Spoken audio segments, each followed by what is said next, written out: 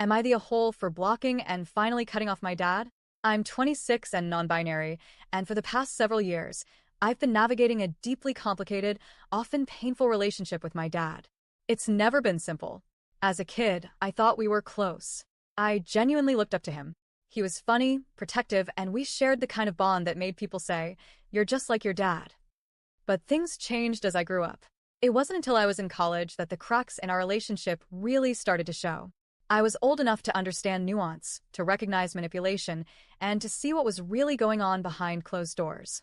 My dad cheated on my mom. That was the beginning of it. And when he was caught, after the affair partner contacted my mom, he didn't crumble in remorse. He became someone I barely recognized. His treatment of my mom was horrifying, emotionally abusive, volatile, and filled with threats and gaslighting. It got so bad that they ended up in court. I don't know every single detail, as I wasn't living at home at the time, but I know enough. The abuse escalated into a full-blown legal matter. A judge issued a 1.5-year peace bond for my mom's safety. I was asked if I wanted to be included in the protection order too. At first, I hesitated. Part of me still hoped I could salvage some piece of the father I used to know.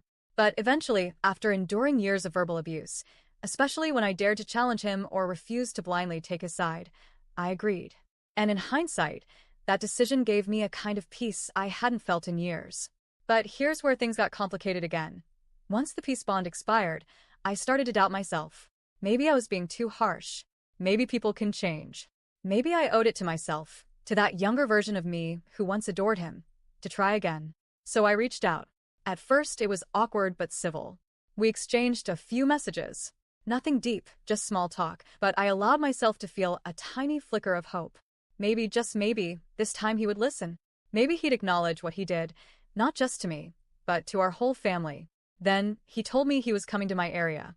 I live about 6 hours away from my hometown, and it had been around 3 years since I'd last seen him in person. He invited me to dinner with his girlfriend. Now, she's a whole other issue. I'll spare all the details, but to summarize, she said absolutely disgusting things online about my mom. She dead names and mocks our trans cousin, and she's generally a walking red flag. I told him I wasn't comfortable meeting her and asked if it could just be the two of us. You know, a one-on-one dinner between a parent and child after 3 years of no contact. He agreed. For a moment, I felt heard, but I should have known better.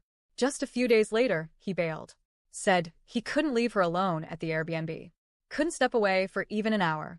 It was like I didn't matter. Like the effort I'd made meant nothing. It stung. I needed some space to think, so I didn't respond right away. A few days later, he messaged asking if I was mad. I told him yes, and I explained why. And instead of apologizing or owning up to anything, he turned the tables on me. He said it was my fault we didn't meet up because I wasn't comfortable with his girlfriend. As if he had no choice.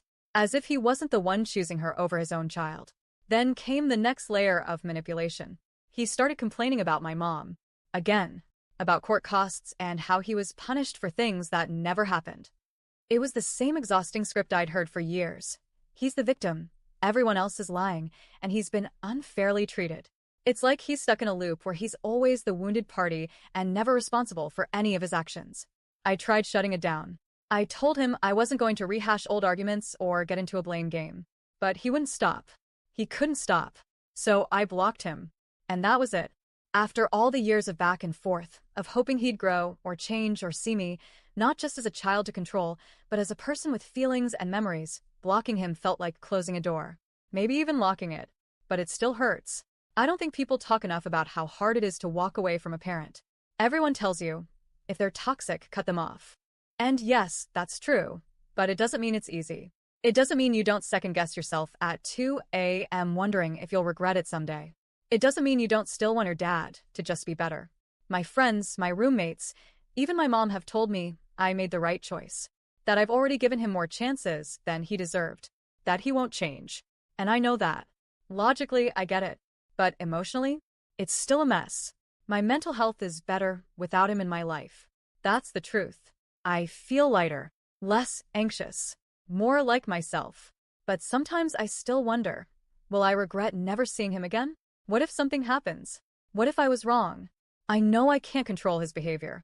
I know people only change when they want to. And I don't believe he wants to.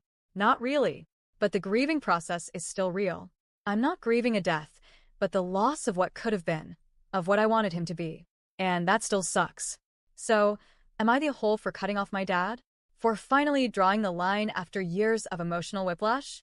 If you've been through something similar, cutting off a parent, grieving someone still alive, I'd really appreciate your advice, stories, or even just validation that this kind of loss is a loss, and it's okay to feel conflicted about it. Thanks for reading if you made it this far.